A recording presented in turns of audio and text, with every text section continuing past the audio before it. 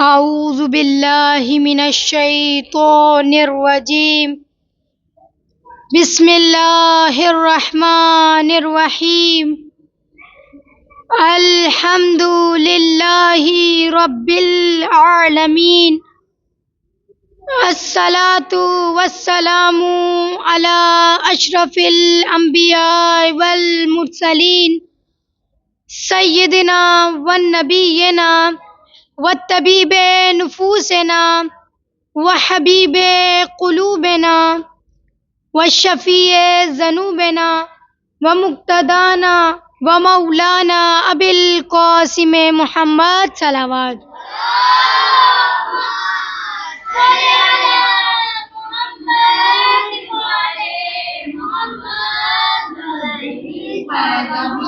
اما بعد فقد قال اللہ تعالی فی کتابہ المجید والفرقانہ الحمید وقولہ الحق.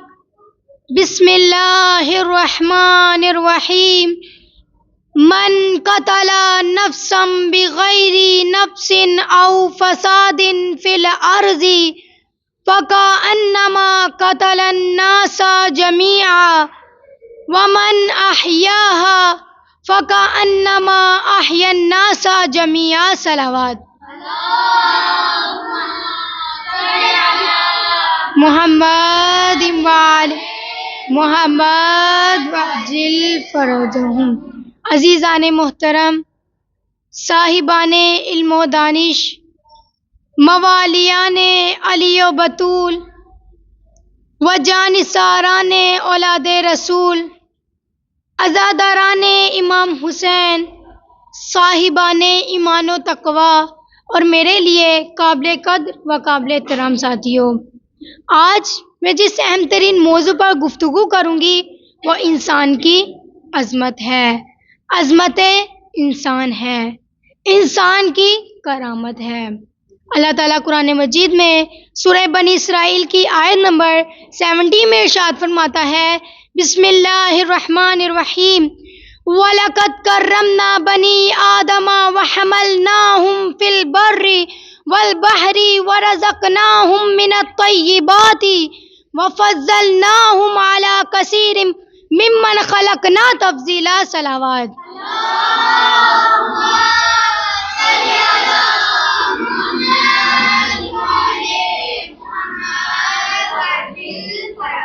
خدا فرماتا ہے وَلَقَدْ كَرَّمْنَا بَنِي آدم، کہ یقیناً ضرور ضرور حتماً ہم نے انسان کو عزت بخشی ہے، ہم نے انسان کو کرامت بخشی ہے، ہم نے انسان کو عظمت بخشی ہے. وَلَقَدْ كَرَّمْنَا بَنِي آدم وَحَمَلْنَاهُمْ فِي الْبَرِّ وَالْبَحْرِ. عظمت کیا بخشی ہے؟ تو خدا فرماتا ہے وَحَمَلْنَاهُمْ فِي الْبَرِّ وَالْبَحْرِ، کہ عظمت یہ بخشی ہے کہ انسان زمین میں بھی سفر کر سکتا ہے، آسمان میں بھی سفر کر سکتا ہے، انسان خشکی میں بھی سفر کر سکتا ہے، انسان تری میں بھی سفر کر سکتا ہے، حتیٰ کہ وہ سمندر کی گہرائیوں میں بھی سفر کر سکتا ہے.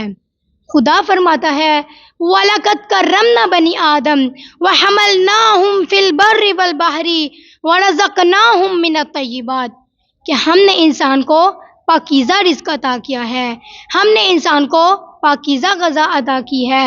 وَفَضَّلْنَاهُمْ عَلَى كَثِيرٍ مِّمَّنْ خَلَقْنَا تَفْضِيلًا، اور انسان کو تمام مخلوقات میں سے سب سے زیادہ عظمت بخشی ہے، سب سے زیادہ فضیلت بخشی ہے. دیکھا جائے کہ انسان سے زیادہ فرشتے عبادت کرتے ہیں، وہ لمحہ بلمحہ خدا کی عبادت میں ہی مصروف رہتے ہیں. اب کوئی قیام کی حالت میں ہے، کوئی رکوع کی حالت میں ہے، کوئی قنوت کی حالت میں ہے، کوئی سجدے کی حالت میں ہے، حتیٰ کہ وہ خدا کی عبادت کرتے ہیں، خدا کی عبادت کرتے ہیں لیکن خدا کی نافرمانی نہیں کر رہے. لیکن قرآن کی آیت یہ کہتی ہے کہ وَلَقَدْ كَرَّمْنَا بَنِي آدم، کہ ہم نے انسان کو کرامت بخشی ہے، ہم نے انسان کو عزت بخشی ہے. تو آج کا میرا ٹاپک بھی یہی ہے کہ اگرچہ انسان سے زیادہ فرشتے عبادت کرتے ہیں لیکن خدا نے انسان کو عظمت بخشی ہے. خدا فرماتا ہے وَرَزَقْنَاهُم مِّنَ الطَّيِّبَاتِ وَرَزَقْنَاهُم کہ ہم نے انسان کو رزق عطا کیا ہے، ہم نے انسان کو غذا عطا کی ہے۔ دیکھا جائے کہ انسان سے زیادہ جانور رزق کھا جاتا ہے، انسان سے زیادہ بکری رزق کھا جاتی ہے۔ کیا وجہ ہے کہ انسان سے زیادہ جانور رزق کھا جاتا ہے؟ کیا وجہ ہے کہ فرشتے عبادت کرتے ہیں لیکن خدا نے انسان کو عظمت بخشی ہے؟ تو اس کی وجہ یہ ہے کہ خدا فرماتا ہے وَرَزَقْنَاهُم مِّنَ الطَّيِّبَاتِ کہ انسان پاکیزہ رزق کھاتا ہے، انسان پاکیزہ غذا کھاتا ہے۔ اب جانور جب کھاتا ہے، بکری جب کھاتی ہے، بھینس جب کھاتی ہے، تو وہ یہ دیکھ کر نہیں کھاتی کہ یہ حلال کا ہے یا حرام کا ہے، یعنی وہ یہ دیکھ کر نہیں کھاتی کہ یہ میری غذا ہے، میرے مالک کی غذا ہے یا کسی غیر کی، بلکہ اس کا جہاں منہ لگتا ہے وہ منہ لگا کر کھا جاتی ہے۔ لیکن انسان کو یہ عظمت حاصل ہے کہ اگر انسان 2 گھونٹ پانی کے پی لے، اگر انسان ایک لمحے کی روٹی کھا لے، تو انسان یہ دیکھ کر کھاتا ہے کہ یہ حلال کی ہے یا حرام کی ہے۔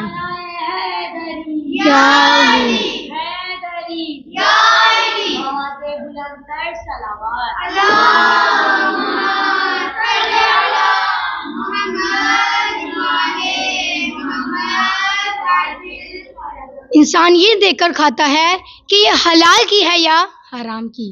اب اگرچہ تھوڑا سا رزق ہے لیکن انسان اسی میں ہی فضیلت حاصل کر لیتا ہے۔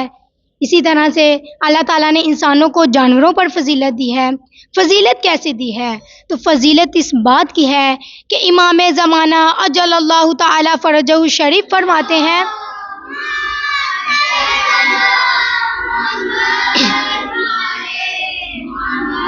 وَأَجِّلْ فَرَجَهُمْ، امام زمانہ فرماتے ہیں اللہم ارزقنا توفیق الطاعہ کہ اے میرے معبود تو مجھے اپنی اطاعت کا رزق عطا فرمانا۔ تو جب جانور کو گندم کا رزق ملتا ہے، بکری کو چارے کا رزق ملتا ہے، مرغی کو دانے کا رزق ملتا ہے، لیکن انسان کو ان رزق کے علاوہ ایک اور رزق ملتا ہے، اور وہ یہ ہے کہ ہمارے امام زمانہ اجل اللہ تعالی فرجہ شریف فرماتے ہیں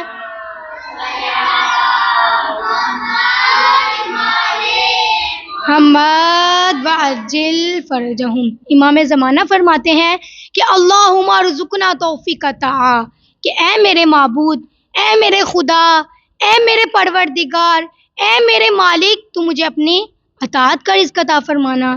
تو اللہ تعالیٰ نے انسان کو فضیلت یہ بخشی ہے کہ جو کسی بھی انسان کو نہیں بخشی۔ اسی طرح سے امیر المؤمنین، مطلوب کل طالب، غالب علی کل غالب، علی ابن ابی طالب فرماتے ہیں رضینا قسمت الجبار فینا لنا علم، وہ فرماتے ہیں رضینا قسمت الجبار کہ میں اپنے خدا کی تقسیم پر راضی ہوں، فینا لنا علم کہ جس نے مجھے علم جیسا رزق عطا کیا ہے۔ جاہلوں کو مال کا رزق عطا کیا ہے، اس لیے میں اپنے خدا کی تقسیم پر راضی ہوں۔ کیونکہ مال نے ایک نہ ایک دن فنا ہو جانا ہے، مال نے ایک نہ ایک دن ختم ہو جانا ہے، اور علم نے کبھی بھی نہیں مٹنا، علم ہمیشہ باقی رہے گا۔ اسی لیے تو نبی دو عالم نے فرمایا انا مدینۃ العلم وعلی بابھا کہ میں علم کا شہر ہوں اور علی اس کا دروازہ ہے۔ اللہ اکبر،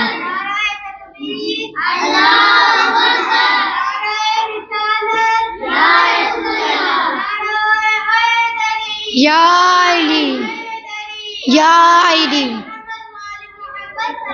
اللہم صلی علی محمد۔ اسی طرح سے اللہ تعالیٰ نے اس کو بھی فرشتوں پر فضیلت دی ہے۔ فضیلت کیسے بخشی ہے؟ تو جب اللہ تعالیٰ نے حضرت آدم علیہ السلام کو خلق کیا تو تمام فرشتوں کو حکم یہ دیا کہ وہ آدم کو سجدہ کریں، آدم کے سامنے جھک جائیں۔ تو فرشتوں نے کہا کہ اے خدا، ہم عبادت تو تیری کرتے ہیں، تیرے آگے سر جھکاتے ہیں، ہم تیری بندگی کرتے ہیں، ہم تیری اطاعت کرتے ہیں، پھر ہم اس کے آگے سر کیوں جھکائیں، پھر ہم اس کے آگے سجدہ کیوں کریں؟ تو تو جانتے ہیں کہ خدا نے کیا کہا؟ خدا نے کہا ارے نادانو، عبادت اپنی جگہ ہے اور انسان کی عظمت کے بارے میں بتایا کہ انسان کو عظمت کیوں حاصل ہے۔ خدا فرماتا ہے وَعَلَّمَ آدَمَ الْأَسْمَاءَ كُلَّهَا کہ اس کے پاس علم ہے۔ تو اس کا مطلب یہ ہوا کہ جس کے پاس علم ہو تو آسمان کے تمام ملائکہ اس کے آگے جھک جاتے ہیں، لیکن خدا نے فرمایا کہ عظمت ہو اس نبی دو عالم کی کہ جس نے کہا انا مدینۃ العلم وعلی بابها کہ میں علم کا شہر ہوں اور علی اس کا دروازہ ہے۔ یا علی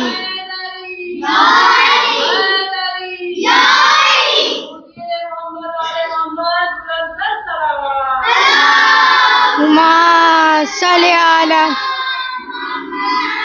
علی محمد وعجل۔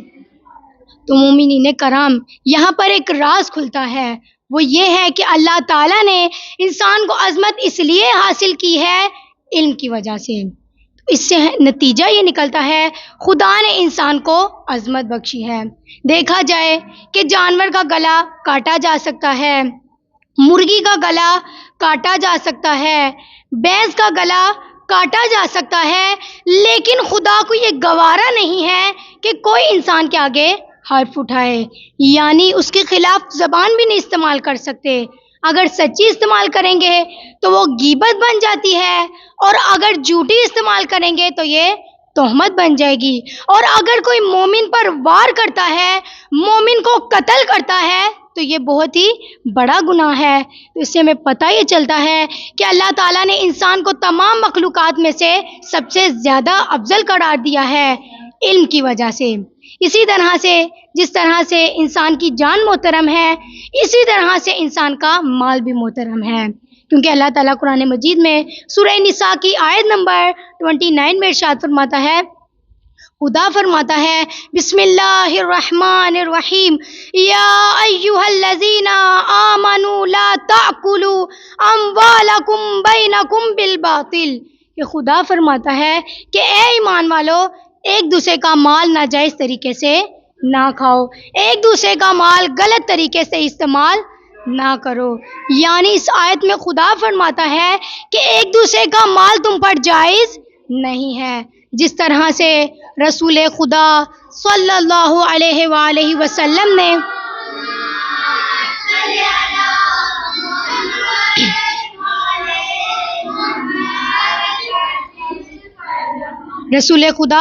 اپنے آخری حج میں فرمایا کہ اے لوگوں، مسلمانوں کا خون بہانا حلال نہیں ہے، بالکل اسی طرح سے ان کا مال بھی تم پر جائز نہیں ہے۔ اپنے اوپر ظلم نہ کرنا اور میرے بعد کفر کی طرف نہ پلٹنا۔ یعنی اس سے ہمیں پتہ یہ چلتا ہے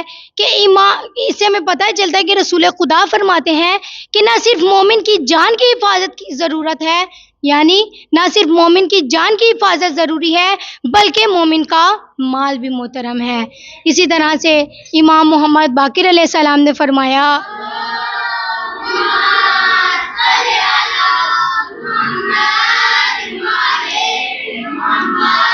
وَأَجِّلْ فرض۔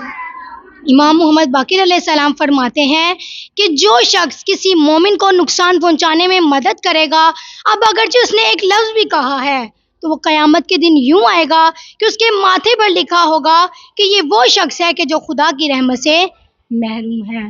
یعنی ہمیں اس سے پتہ چلتا ہے کہ انسان کی جان محترم ہے، اسی طرح سے انسان کا مال بھی محترم ہے، بالکل اسی طرح سے انسان کی جان بھی محترم ہے۔ کیونکہ اسلام یہ کہتا ہے کہ جس نے ایک انسان کو قتل کر دیا وہ ایسی ہے کہ جیسے اس نے پوری انسانیت کو قتل کر دیا۔ اللہ تعالیٰ قرآن مجید میں فرماتا ہے بسم اللہ الرحمن الرحیم من قتل نفسا بغیر نفس او فساد فی الارض فکأنما قتل الناس جميعا ومن احیاها فکأنما احیا الناس جميعا۔ صلوات۔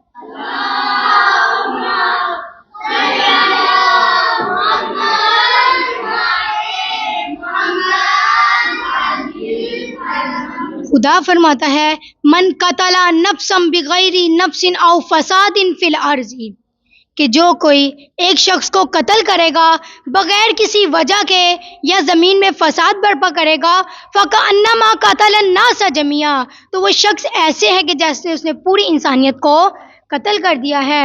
وَمَنْ أَحْيَاهَا فَكَأَنَّمَا أَحْيَا النَّاسَ جَمِيعًا، اور جو شخص ایک شخص کو بچائے گا، ایک شخص کی جان کو بچائے گا، تو وہ ایسے ہے کہ جیسے اس نے پوری انسانیت کو بچا لیا ہے۔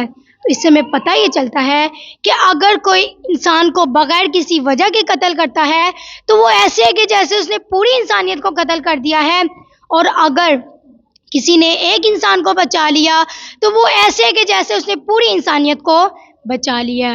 یعنی اگر کسی نے ایک شخص کو فائدہ دلوا دیا تو وہ ایسے ہے کہ جیسے اسے پوری امت کو، پوری کائنات کو فائدہ حاصل کروایا ہے۔ درود پڑھے محمد والے محمد پر۔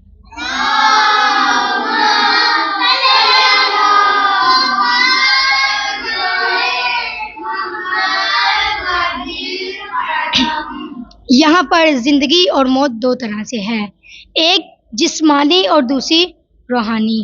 حدیث میں ہے کہ جس نے ایک گمراہ شخص کی ہدایت کر دی تو وہ ایسے ہے کہ جیسے اس نے پوری انسانیت کی ہدایت کر دی، اور اگر کسی نے ایک شخص کو گمراہ کر دیا تو وہ ایسے ہے کہ جیسے اس نے پوری انسانیت کو گمراہ کر دیا۔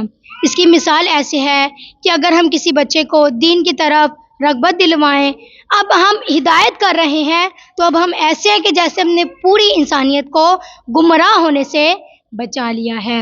اب خدا نے اس کا اجر بھی رکھا ہے، کیونکہ ہم اس بچے کی ہدایت کر رہے ہیں، اس لیے خدا نے اس کا اجر بھی رکھا ہے۔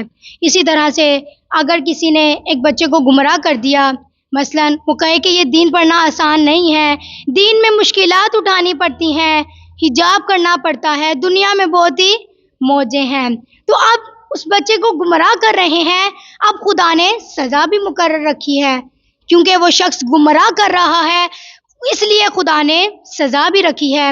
اسی طرح سے اللہ تعالیٰ قرآن مجید میں فرماتا ہے، بسم اللہ الرحمن الرحیم، وَمَن يَقْتُلْ مُؤْمِنًا مُتَعَمِّدًا فَجَزَاؤُهُ جَهَنَّمُ خَالِدًا فِيهَا وَغَضِبَ اللَّهُ عَلَيْهِ وَلَعَنَهُ وَأَعَدَّ لَهُ عَذَابًا عَظِيمًا۔ صلوات۔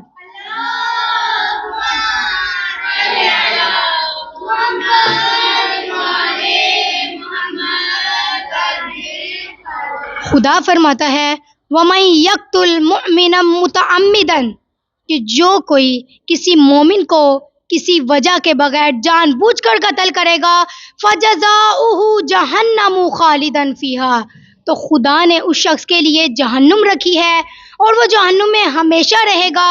وَغَضِبَ اللَّهُ، اور اس پر خدا کا غضب نازل ہوگا، وَلَعَنَهُ، اور اس پر خدا کی لعنت ہوگی، وَأَعَدَّ لَهُ عَذَابًا عَظِيمًا، اور خدا نے اس کے لیے بہت ہی بڑا عذاب مقرر کر دیا ہے۔ یعنی اللہ تعالیٰ فرماتا ہے کہ جو کوئی کسی مومن کی جان کو جان بوجھ کر قتل کرے گا تو اس کے لیے 5 سزائیں ہیں۔ سب سے پہلا فَجَزَاؤُهُ جَهَنَّمُ، اسے جہنم میں خدا پھینک دے گا۔ دوسرا فَجَزَاؤُهُ جَهَنَّمُ خَالِدًا فِيهَا، کہ وہ جہنم میں ہمیشہ رہے گا۔ اور تیسرا وَغَضِبَ اللَّهُ، کہ اس پر خدا کا غضب نازل ہوگا۔ چوتھا وَغَضِبَ اللَّهُ عَلَيْهِ وَلَعَنَهُ، اور اس پر خدا کی لعنت ہوگی۔ پانچواں وَأَعَدَّ لَهُ عَذَابًا عَظِيمًا، کہ خدا نے اس کے لیے بہت ہی بڑا عذاب مقرر کر دیا ہے۔ تو مومنین کرام غور کیجئے گا، اگر کوئی کسی مومن کو جان بوجھ کر قتل کرتا ہے تو خدا نے اس کی سزا کا صاف صاف وعدہ فرمایا ہے۔ سب سے پہلا کہ وہ جہنم میں جائے گا، دوسرا کہ وہ جہنم میں ہمیشہ رہے گا، تیسرا کہ خدا اس سے غضبناک ہوگا، چوتھا کہ اس پر خدا کی لعنت ہوگی، پانچواں کہ خدا نے اس کے لیے بہت ہی بڑا عذاب مقرر رکھا ہے۔ درود پڑھے محمد والے محمد۔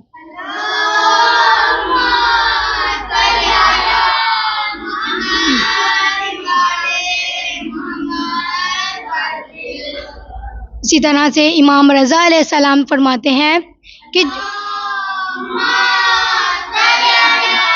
محمد وجل فرجہم، کہ امام رضا علیہ السلام فرماتے ہیں کہ جو شخص اس زمین کے کسی مشرقی حصے میں مر جائے اور وہ شخص اس کے قتل پر راضی ہو کہ جو اس کے مغربی حصے میں رہتا ہے، تو وہ خدا کے نزدیک وہ شخص ہے کہ جو قتل میں شامل ہے۔ یعنی اس سے ہمیں پتہ یہ چلتا ہے کہ جو قتل کرتا ہے، جو قتل پر رضامند ہوتا ہے اور جو قتل میں شریک ہوتا ہے اور جو قتل پر خاموش ہوتا ہے، اس پر خدا کا عذاب ہے۔ یہ تینوں برابر کے حقدار ہیں، خدا انہیں عذاب دے گا۔ جس طرح سے ہم زیارت عاشوراء میں پڑھتے ہیں، آپ میرے ساتھ مل کے پڑھیے گا، فَلَعَنَ اللَّهُ أُمَّةً قَتَلَتْكَ وَلَعَنَ اللَّهُ أُمَّةً ظَلَمَتْكَ وَلَعَنَ اللَّهُ أُمَّةً سَمِعَتْ بِذَلِكَ فَرَضِيَتْ بِهِ۔ ہم پڑھتے ہیں فَلَعَنَ اللَّهُ أُمَّةً قَتَلَتْكَ، کہ لعنت ہو اس قوم پر، اس گروہ پر کہ جس نے امام حسین علیہ السلام کو قتل کیا ہے۔ وَلَعَنَ اللَّهُ أُمَّةً ظَلَمَتْكَ، کہ لعنت ہو اس قوم پر، لعنت اس گروہ پر کہ جس نے ظلم کیا ہے۔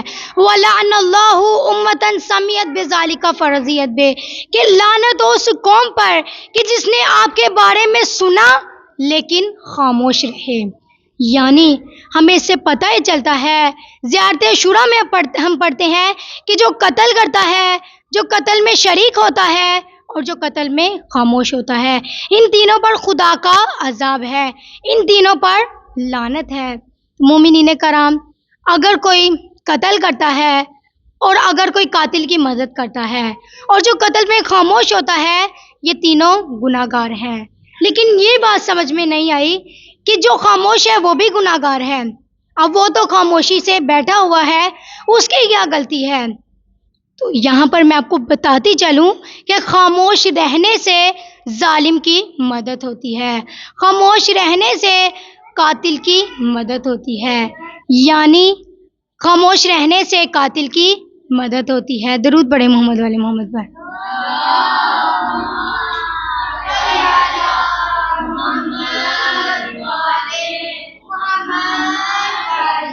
کہ خاموش رہنے سے قاتل کی مدد ہوتی ہے۔ اب اگر کوئی قتل کرنے لگے، اب اگر اسے ٹوکنے والا نہیں ہوگا، کوئی روکنے والا نہیں ہوگا، تو وہ شخص کے اندر جرت پیدا ہو جائے گی، اس شخص کے اندر کیبلٹی پیدا ہو جائے گی اور وہ قتل کرنا شروع ہو جائے گا اور قتل کرنے لگے گا۔ جس طرح سے کسی شاعر نے کیا خوب بیان کیا، ہم بات کریں دلیلوں سے تو رد ہوتی ہیں، ہم بات کریں دلیلوں سے تو رد ہوتی ہے، ان کے ہونٹوں کی خاموشی بھی سند ہوتی ہے۔ ہم بات کریں دلیلوں سے تو رد ہوتی ہے، ان کے ہونٹوں کی خاموشی بھی سند ہوتی ہے۔ سانس لیتے ہوئے انسان بھی ہے لاشوں کی طرح، سانس لیتے ہوئے انسان بھی ہے لاشوں کی طرح، اب دھڑکتے ہوئے دل کی بھی لہد ہوتی ہے۔ ہم بات کریں دلیلوں سے تو رد ہوتی ہیں، ہم بات کریں دلیلوں سے تو رد ہوتی ہے، ان کے ہونٹوں کی خاموشی بھی سند ہوتی ہے۔ سانس لیتے ہوئے انسان بھی ہے لاشوں کی طرح، اب دھڑکتے ہوئے دل کی بھی لہد ہوتی ہے۔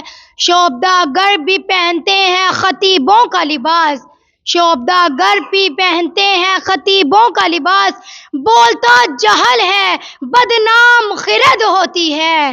کچھ نہ کہنے سے بھی چن جاتا ہے اعزاز سخن، کچھ نہ بھی کہنے سے چن جاتا ہے اعزاز سخن، ظلم سہنے سے ظالم کی مدد ہوتی ہے۔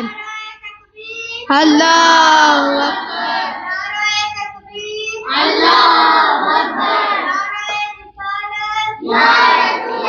نعرہ یا علی یا علی،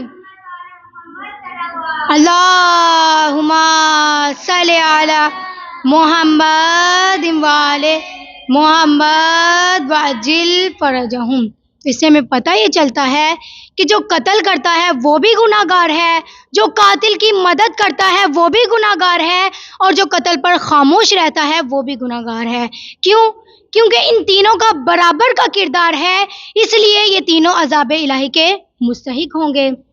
اس سے ہمیں پتہ یہ چلتا ہے کہ جو قتل کرتا ہے، جو قتل میں شریک ہوتا ہے، جو قتل پر خاموش ہوتا ہے، اس پر خدا کا عذاب ہے۔ دیکھا جائے کہ امام حسین علیہ السلام کو قتل کرنے والا اگرچہ چند ہزار بنو امیہ تھے، لیکن خدا نے کیا وجہ ہے کہ خدا نے پوری کی پوری بنو امیہ پر لعنت بھیجی ہے؟ کیا وجہ ہے کہ خدا نے پوری کی پوری امت کو تباہ کر دیا ہے؟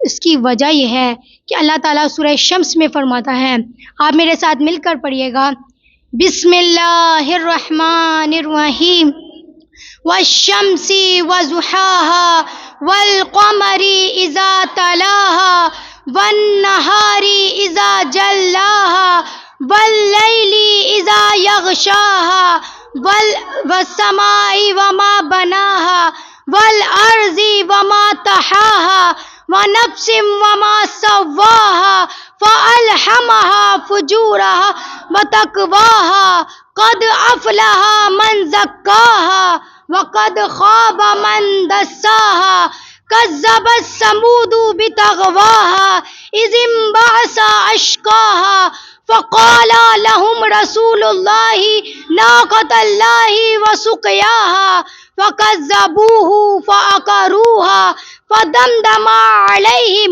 ربهم بذنبهم فسواها ولا يخاف عقباها صلوات۔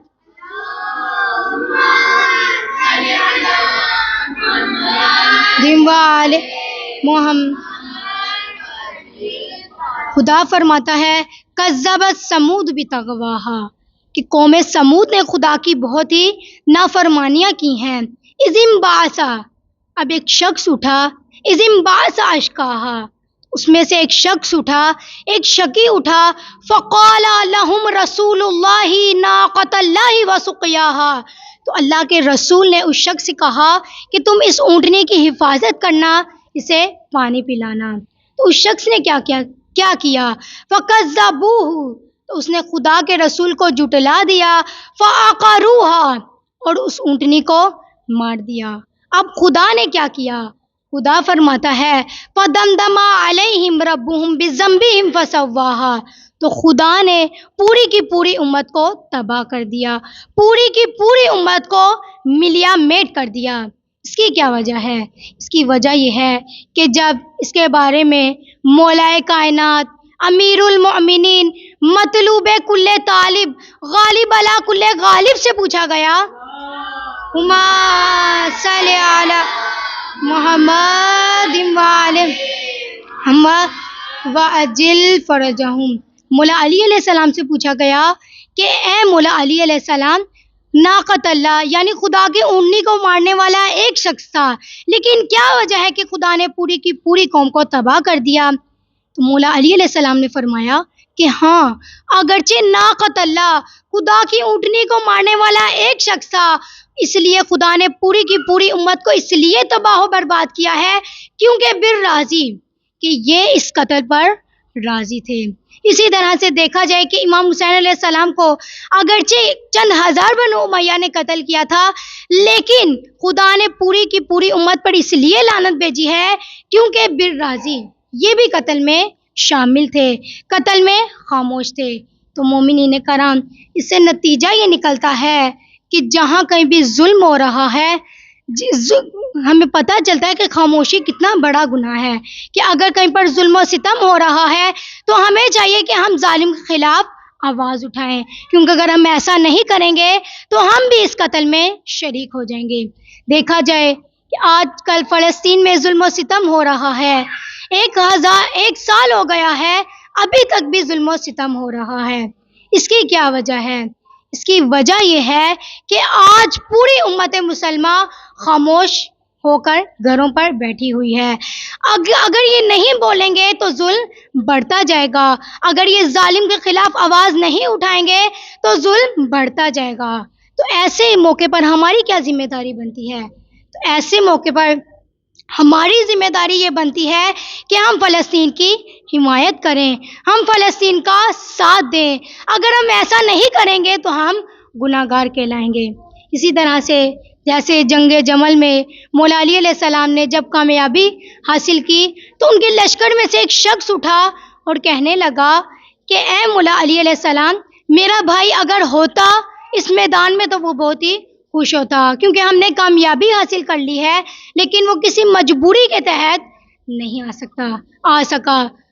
تو مولا علی علیہ السلام نے فرمایا آہوا عقی کا معنی کہ کیا تمہارا بھائی ہمیں دوست رکھتا ہے، کہ کیا تمہارا بھائی ہماری سائڈ کی طرف تھا؟ تو اس شخص نے کہا نعم، جی مولا علی علیہ السلام، میرا بھائی آپ کو دوست رکھتا ہے، لیکن وہ نہیں آ سکا، وہ کسی مجبوری کے تحت نہیں آ سکا۔ تو اس سے ہمیں پتہ ہی چلتا ہے کہ اگر انسان کسی نیکی کی نیت کر لے، اب اگرچہ وہ موجود نہیں ہے لیکن وہ نیکی میں شامل ہو جاتا ہے۔ اسی طرح سے اگر کوئی کسی گناہ کے بارے میں سوچے، گناہ پر راضی ہو، اگرچہ وہ گناہ میں شامل نہیں ہے لیکن وہ گناہ میں شامل ہو جاتا ہے، جس طرح سے رسول خدا صلی اللہ علیہ وآلہ وسلم فرماتے ہیں اللہم صلی علی محمد جل فرجہم۔ رسول خدا نے فرمایا انما الاعمال بالنیات، کہ عملوں کا دار و مدار نیتوں پر ہے۔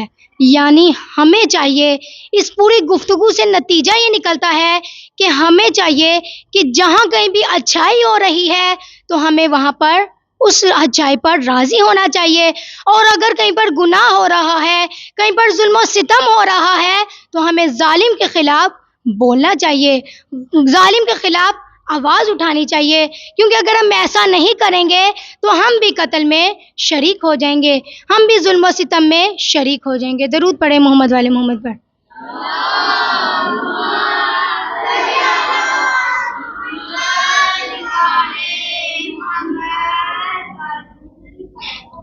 چند جملے مصائب کے عرض کرتی چلوں کہ عزت بھی بڑی تھی تو مصیبت بھی بڑی تھی۔ عصر عاشور جب حضرت عباس کے بازو کٹ چکے، جب اونو محمد کے گلے کٹ چکے، جب قاسم کا لاشا گھوڑوں کی ٹاپوں سے پامال ہو چکا، جب قاسم کا لاشا گھوڑوں کی ٹاپوں سے پامال ہو چکا، میں ہاتھوں کو جوڑ کر عرض کرتی چلوں کہ جب فاطمہ زہرا کی لال کی خشک رگوں پر خنجر چل چکا، جب شہیدوں کا امتحان ختم ہو چکا، تو 11 محرم آ گئی۔ 11 محرم کو جناب زینب کا امتحان شروع ہو گیا۔ 11 محرم کو جب جناب زینب بھائی کی لاش پر پہنچتی ہیں تو جناب زینب نے بھائی کے لاشے کو بے گور و کفن دیکھا، بھائی کا وہ لاشا دیکھا جو کوئی بہن نہیں دیکھ سکتی۔ خدا آپ سب کے بھائیوں کو سدا سلامت رکھے، لیکن جو منظر بی بی زینب نے دیکھا وہ کوئی بہن نہیں دیکھ سکتی۔ جناب زینب نے کیا دیکھا؟ جناب زینب نے دیکھا کہ بھائی کا لاشا گھوڑوں کی ٹاپوں سے پامال ہے، بھائی کا لاشا خون میں ڈوبے دیکھا، اپنے ہاتھوں میں رسن کو دیکھا، کبھی کوفے کا بازار دیکھا اور کبھی شام کا بازار دیکھا۔ جب جناب زینب نے بھائی کی لاش کو دیکھا تو خود کو ایسے گرایا جس طرح سے عصر عاشور حضرت عباس گھوڑے کی زین سے زمین پر گرے تھے۔ اب آپ کے ذہنوں میں سوال ہوگا کہ حضرت عباس کے بازو نہیں تھے لیکن جناب زینب کے بازو تھے۔ ہاں عزادارو، حضرت عباس کے بازو نہیں تھے لیکن جناب زینب کے بازو تھے، لیکن ہاتھ پسے گردن رسیوں سے بندھے ہوئے تھے، اس لیے جناب زینب نے خود کو ایسے گرایا جس طرح سے حضرت عباس گھوڑے کی زین سے زمین پر گرے تھے۔ جناب زینب نے گرنے کے بعد بھائی کی لاش کا طواف کرنا شروع کر دیا اور فرمانے لگی انت اخی الحسین، کہ کیا میرا بھائی حسین تو ہی ہے، کہ کیا ماں نے جسے چکیاں پیس کر پالا وہ حسین تو ہی ہے، کیا جنت سے جس کے لیے لباس آتا تھا وہ حسین تو ہی ہے، کیا نانا جس کے لیے سواری بنا کرتے تھے وہ حسین تو ہی ہے۔ تاریخ کہتی ہے کہ جناب زینب نے اپنے بندھے ہوئے ہاتھوں سے بھائی کی لاش کو اٹھایا، ایک مرتبہ غور سے دیکھنے لگی۔ جب بھائی کے جسم کا کوئی بھی حصہ صحیح و سالم نظر نہ آیا تو بھائی کی کٹی ہوئی رگوں کا بوسہ لینا شروع کر دیا۔ تاریخ کہتی ہے تنادی سیدہ زینب بصوت حزین وقلب کئیب و محمد صلی علیک ملائک السماء ھذا حسین بالعرا مرمل بالدماء مقطع الاعضاء و بناتک الصبایا۔ تاریخ کہتی ہے تنادی سیدہ زینب بصوت حزین وقلب کئیب۔ تاریخ کہتی ہے کہ جناب زینب نے جب اپنے بھائی کی لاش کو دیکھا تو چیخ ماری، کپ کپاتی ہوئی آواز کے ساتھ، ٹوٹے ہوئے دل کے ساتھ ایک نوحہ پڑھا۔ آپ نے شاعروں کی زبان سے نوحے تو سنے ہوں گے، آپ نے خطیبوں کی زبان سے مرثیے تو سنے ہوں گے، لیکن آج اس دکھیا بہن کے مصائب سنیں کہ جناب زینب نے ایک مرتبہ رخ کیا مدینے کی طرف، نانا کے روضے کی طرف رخ کر کے فرماتی ہیں وا محمد صلی علیک ملائک السماء، اے نانا آپ پر تو ملائکہ درود بھیجتے تھے، نانا آپ کے جانے کے بعد کیا مصیبت ڈھائی گئی آپ کی بیٹیوں پر، کیا مصیبت ڈھائی گئی آپ کے بیٹے حسین پر۔ اور جناب زینب فرمانے لگی ھذا حسین بالعرا، کہ کربلا کی تپتی ہوئی دھوپ ہے، ننگے آسمان کے نیچے بے گور و کفن، گوروں کی ٹاپوں سے پامال، ایک کٹے ہوئے سر کے ساتھ نانا آپ کے نواسے حسین کا لاشا پڑا ہوا ہے۔ اور نانا پوچھیں گے نا کہ حسین کو غسل کیسے دیا گیا، مرمل بالدماء، کہ حسین کا لاشا خون میں لپٹا ہوا تھا، حسین کو پانی سے نہیں بلکہ آپ کے نواسے حسین کو حسین ہی کے خون سے غسل دیا گیا۔ اور ایک ایسا جملہ کہا کہ جسے میں بیان تو نہیں کر سکتی، لیکن اس خوف کے ساتھ کہ کہیں آل محمد کے مصائب کو چھپایا نہ جائے، جناب زینب نے فرمایا مقطع الاعضاء، مقطع الاعضاء اسے کہتے ہیں کہ جس کے جسم کے اعضاء جگہ جگہ سے کاٹ دیے جائیں۔ جناب زینب فرمانے لگی نانا اپنے نواسے کی حالت تو دیکھیے، گردن جسم سے جدا ہے، نانا کچھ اعضاء کٹ چکے ہیں، کچھ اعضاء ٹوٹ چکے ہیں۔ اب نانا آپ پوچھیں گے نا کہ حسین کے جسم کے اعضاء کیسے کٹ گئے، حسین کے جسم کے اعضاء کیسے جا بجا ہو چکے، تو مومنین کرام جب کربلا کے بن میں شام غریبہ آ گئی تو لعینوں نے حکم دیا کہ سب کی لاش پر گھوڑے دوڑائے جائیں۔ ہر کوئی آتا اپنے قبیلے والے اور اپنے عزیز کے لاشے کو اٹھا کر لے جاتے، حر کے قبیلے والے آئے، حر کے لاشے کو اٹھا کر لے گئے، حبیب ابن مظاہر کے قبیلے والے آئے، حبیب ابن مظاہر کے لاشے کو لے گئے۔ نانا فقط ایک لاشا تنہا رہ گیا تھا، وہ آپ کے حسین کا، کہ جس کی پامالی کے لیے 10 گھوڑے معین کیے گئے۔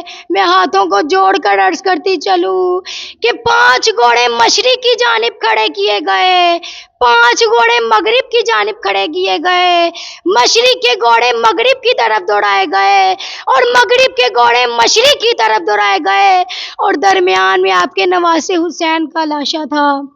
وہ لعین کہ جس نے حسین کی لاش پر گھوڑے دوڑائے تھے آ کر عمر سعد سے کہنے لگا اے عمر سعد مجھے سب سے بڑا انعام دینا۔ عمر سعد لعین نے کہا اے لعین تو نے کیا کام کیا؟ اس نے کہا کہ میں نے حسین کی لاش پر اتنے گھوڑے دوڑائے کہ جس کے لیے سیدہ زینب کو کہنا پڑا نانا مقطع الاعضاء، کہ حسین کے جسم کے اعضاء جگہ جگہ سے کاٹ دیے گئے، حسین کے جسم کے اعضاء جا بجا ہو چکے۔ اور جناب زینب نے ایک آخری جملہ کہا، وَبَنَاتُكَ السَّبَايَا وَبَنَاتُكَ السَّبَايَا، نانا آپ کے جانے کے بعد آپ کی بیٹیوں کو قیدی بنایا گیا، کبھی کوفے کے بازار میں لی جائی جاتی ہیں، کبھی شام کے بازار میں لی جائی جاتی ہیں، کبھی شرابیوں کے دربار لے جائی جاتی ہیں۔ مومنین کرام، یہ وہی منظر ہے کہ جسے سید السجاد برداشت نہیں کر سکے اور فرمانے لگے، اے کاش میری ماں مجھے جنم نہ دیتی کہ یہ منظر میں اپنی آنکھوں سے دیکھتا، مجھے شام کے بازار میں اس طرح سے گھسیٹا جا رہا تھا کہ جس طرح سے حبشی غلام کو گھسیٹا جاتا ہے۔ اللہ لعنت اللہ علی القوم الظالمین۔ روتی ہوئی آنکھوں سے خداوند متعال سے دعا مانگے، اے خدا تجھے تیری عزت و جلال کا واسطہ، اے پروردگار بنت پیمبر کا واسطہ، ام البنین زوجائے حیدر کا واسطہ، زہرا کی بیٹیوں کے کھلے سر کا واسطہ، اور جو کربلا میں لٹ گیا اس گھر کا واسطہ، اے پروردگار جو بہنیں بے اولاد ہیں انہیں جناب علی اصغر کے صدقے میں نیک اور صالح اولاد عطا فرما، جو بہنیں بے اولاد ہیں انہیں جناب علی اصغر کے صدقے میں نیک اور صالح اولاد عطا فرما، جو بیمار ہیں انہیں بیمار کربلا کے صدقے میں شفائے کاملہ عطا فرما۔ ہمارے استاد محترم آغا سید شہباز حیدر نقوی کو طول عمر عطا فرما، امام زمانہ کے ظہور میں تعجیل عطا فرما۔ اللہم صلی علی محمد و آل محمد۔